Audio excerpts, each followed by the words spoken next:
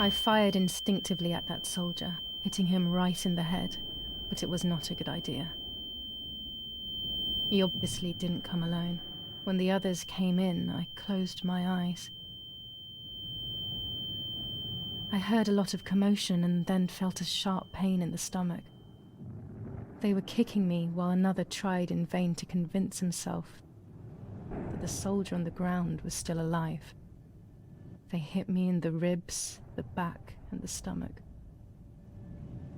I couldn't breathe, and at the same time I felt the need to vomit. They were ordered to put me on a seat. They bound me up so tightly that I couldn't feel my hands or feet.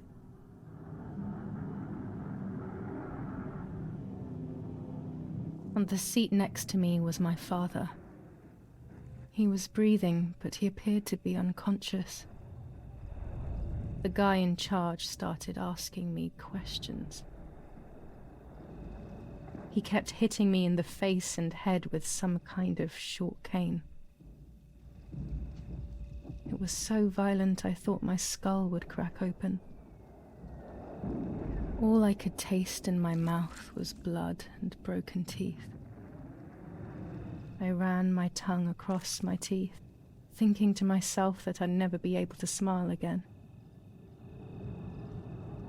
A frivolous thought, perhaps, but a painful one nonetheless. Part of my top lip was cut open and was hanging down.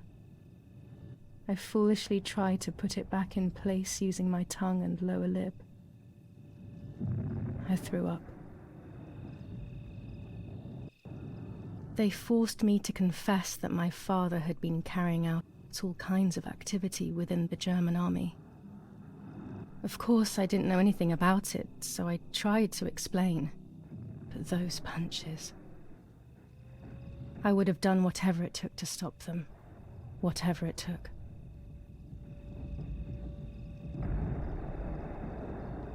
Just after I told them what they wanted to hear, the general said,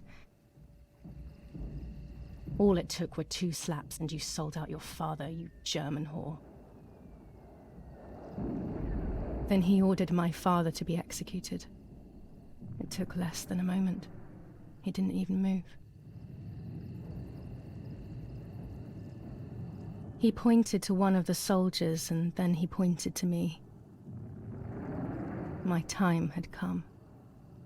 They all left except for the soldier who had the unpleasant task of finishing me off. I wanted to die, but not like that. Terror engulfed me. I could almost hear the sound of my body evacuating. I had the gun pointed to my forehead. I couldn't look at his face. I stank. I felt indecent. Then he moved the gun on purpose and shot without hitting me. He had taken pity on me. It must have been my fate not to die. He quickly cut the ropes and pushed me to the ground, saying out loud, "It's done. The German whore has been dealt with." I was left motionless on the ground. He left, and I fainted again. When I came around, I did not know what to do. I was completely empty and felt pain everywhere. Everyone was dead. I was now alone in the world. I felt a desire to hear their voices one last time on Daddy's recorder in the dark room. Provided the soldiers hadn't destroyed it, that is.